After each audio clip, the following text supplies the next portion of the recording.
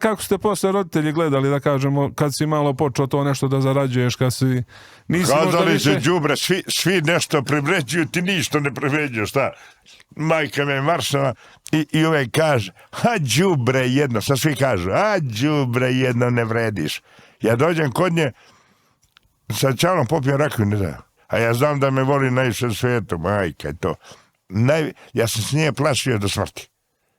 Ona što ti kaže, Bajo, ja se plašim, dođe kod nje kuće, bez jebancije. Šta mi uradi ona, brate? Ona na me, brate, kao da nisam nje, brate. Šta to pričaš? Jedino sam vidio, kad je umra, da je cijela Mokra Gora došla na saklon. Vidio sam da je onda dobra žena. Ne ja. Čale je popustio da se popije i to. Aj nemoj, radi na to. Ja sam malo uz njega i to. Ali ona nije opraštala ništa. Ja sam majke do smrti se plašio. Je li bila korektno toliko da boli glava?